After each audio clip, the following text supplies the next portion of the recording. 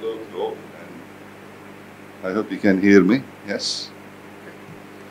Now, this presentation, okay, right, is about GM cryo superconducting magnet for 1.5 Tesla for MRI application. So I'm going to talk about design, manufacture, and performance tests. And I will tell you the advances we have received and the challenges that to be done in future.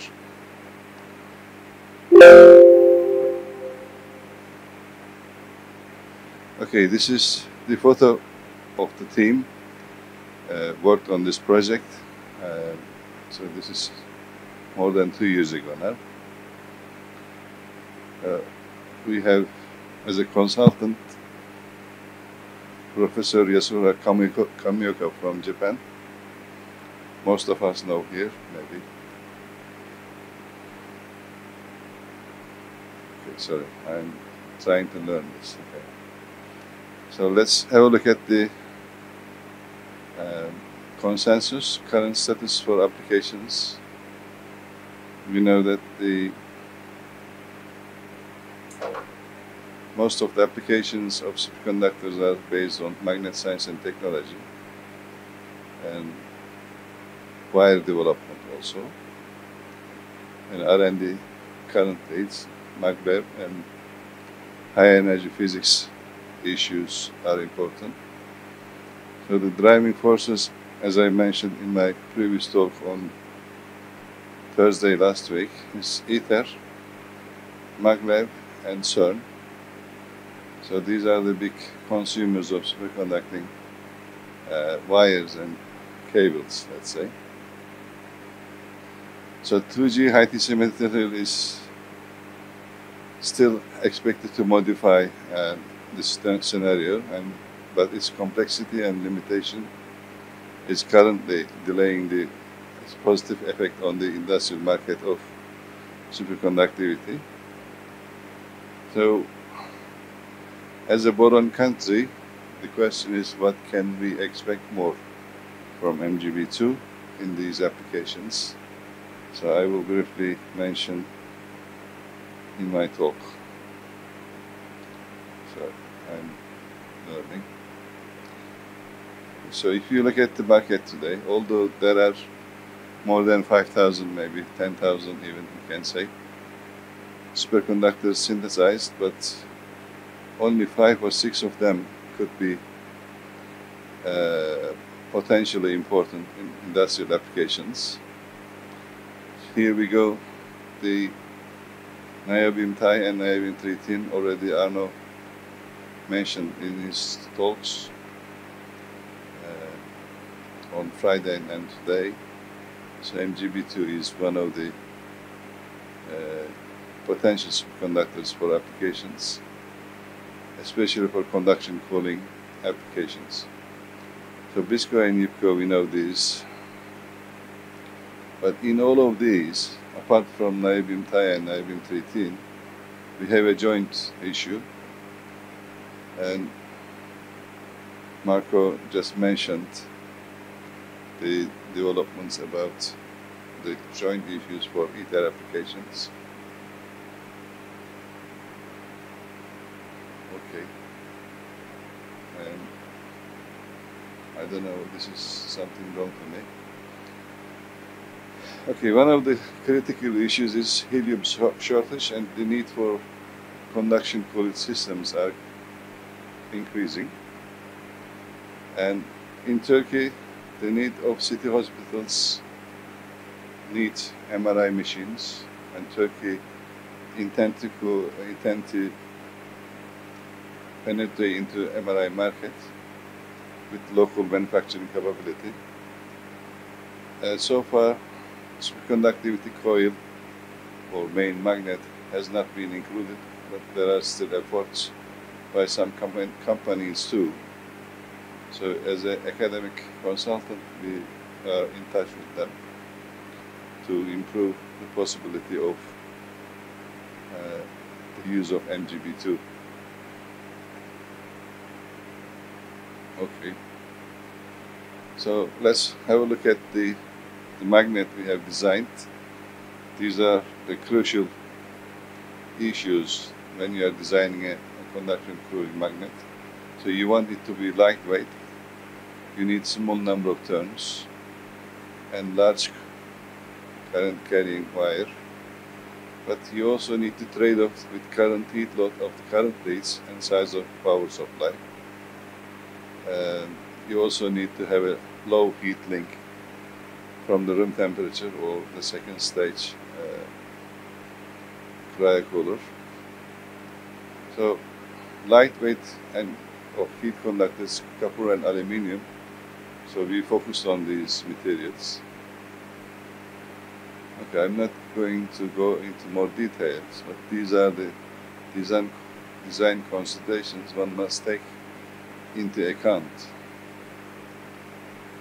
Okay, smaller magnet, smaller cryocooler, then initial cooling.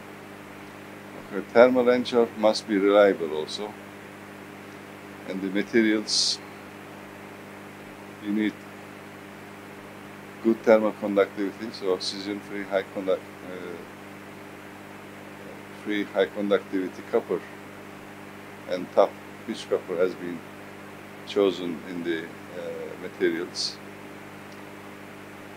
So we used crimping the terminal to the wire and soldering it using standard solder. Also we need to shield the cold head and and this is the schematic drawing of the system. These are the current leads you can see as copper. This is room temperature. The superconducting magnet here, composed of 3 coils, are thermally linked to the copper plate of the first stage of the cryocooler. Okay, let's have a look at. So you also have an effect of magnetic field on the cryocooler, because cryocooler contains some magnetic rotary valve. So high magnetic field also affect the cooling ability of the cryocooler. So you need adiabatic support for the magnet, and G10 FRP has been chosen, and this is hygienics applications. So heat load through current wires to cryocooler also have been calculated to be more efficient cooling. Okay. These are the technical data of the magnet for coil 1, coil 3 and coil 3, so the dimensions and the critical current density that is applied, diameter, etc. And this is the drawing. Okay, these are the drawings for manufacturing purposes. Okay, this is here. This is the magnet here. So there is no joint here apart from the soldering to the current leads. It is one way of winding the coil in three steps. Okay, now you can see the copper, oxygen-free high conductivity copper leads linking to the cryocooler head here, or first stage, second stage, sorry. And this is the top of the magnet, and this is the bottom of the magnet somewhere. If I can see it. This is the room temperature board here. Okay. So it is not at the center, it is decentralized. It can be used for PET or small animal MRI imaging purposes. That was the aim, because we cannot afford financially to be initially start and make a whole body MRI system. The cost is huge. So these are the current leads. design, and we use high TC leads to make current leads. Normally this costs about $3,000 to buy. I think the actual cost for us is less than $100 to make it. It worked. So the support structure also was made by G10 here in black, you see.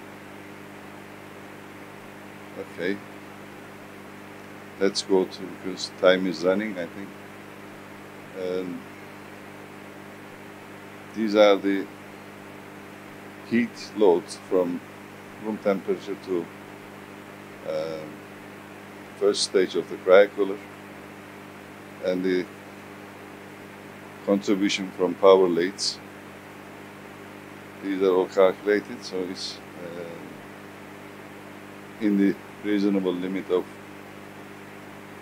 the use of cryocooler for cooling. And you can see these here. So the ports are shown here.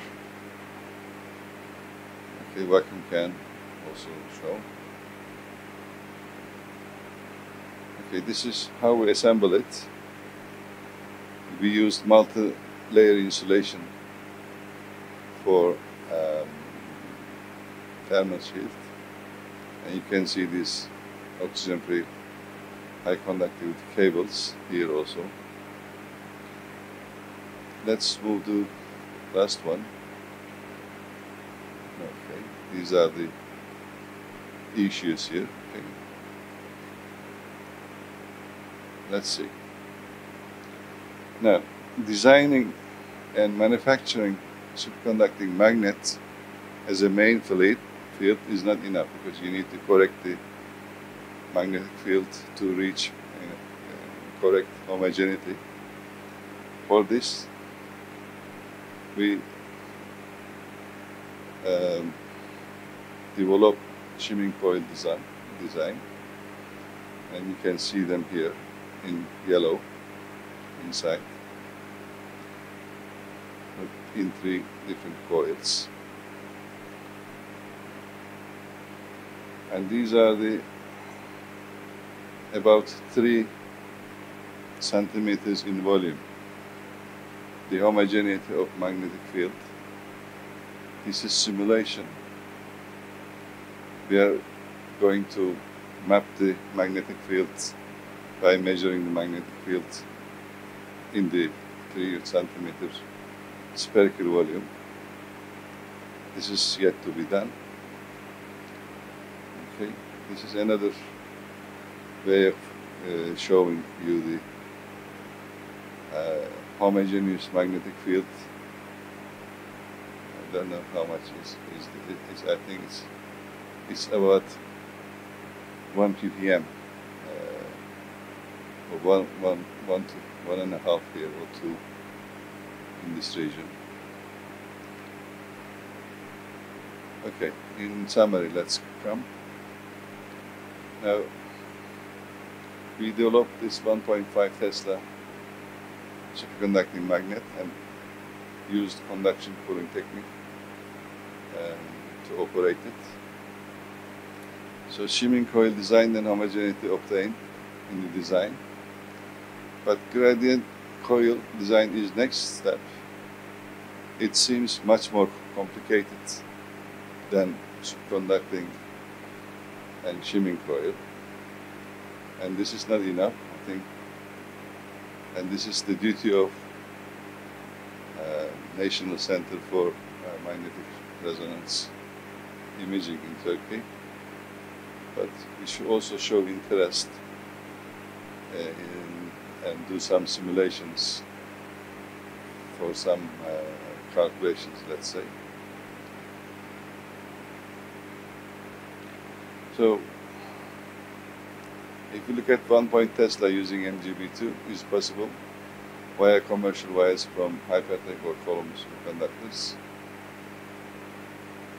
okay, this was my initial understanding, but when it comes to making this using MGB2, in fact, both Hypertech and Columbus, even Hitachi at the moment, cannot provide you high-quality wires with long lengths.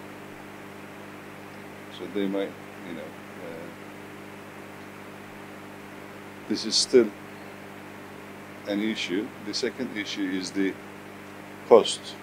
Cost of MGBT wire is about 5 times more than niobium tie at the moment. And the gain by conduction cooling may not compensate the cost of low cost of niobium tie.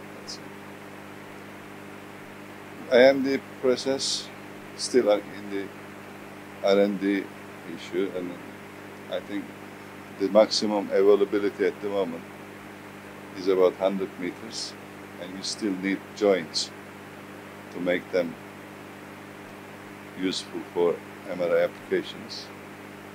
And this is a remaining issue. And tomorrow we will have, sorry, not tomorrow, but tomorrow we will have John Akamitsu, but on Wednesday we have Janichi Shimoya, who has got a big project on the joints in Tokyo. Sorry, Okayama. Okay.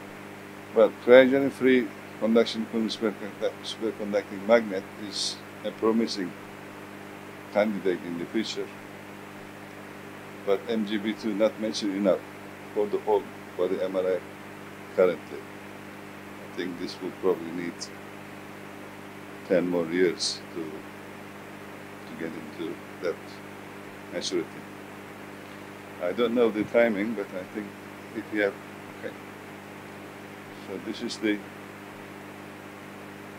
last slide. And if you have questions, maybe we can discuss to learn more. Okay. Thank you, Ali. It was very interesting, and we are trying also to develop a small MRI system in Bologna.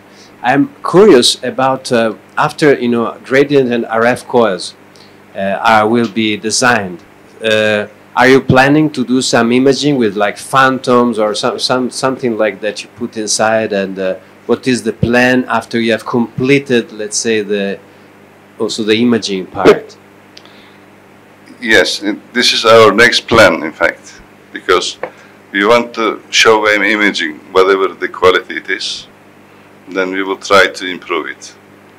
This could be a small animal like rat, or could be a plant.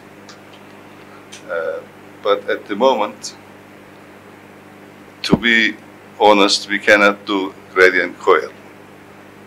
If we can copy it, but we cannot make our own design because it's highly competitive area and it really needs high expertise. RF seems to be rather less difficult than gradient coil. But this area is still very active applied research area. We probably need international collaboration to go into, one more step up in the MRI market for Turkey. This is my current understanding. Thank you. Thank you very much. The field in the bore is 1.5 Tesla. Yes. How much field do you have at the conductor location? Okay, it's about 2.5 Tesla. 2.5 Tesla. But if you look at 2.5 Tesla field range, could you have used niobium titanium? Because for low field ranges, niobium titanium current is much higher than for MGB2, I think. Yes, I mean, in terms of critical current density and the resistance to high magnetic fields, niobium tie is still superior at low temperatures compared to MGB2. Yeah. MGB2 is also very sensitive to magnetic fields. Yes.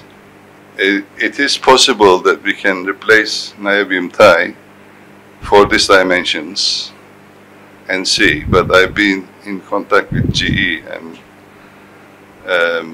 they did try, but they did not succeed. Okay. So MGB2 things still needs Okay. high level of R&D, let's say. Okay. I think we need to move on, and let's thank the speaker again.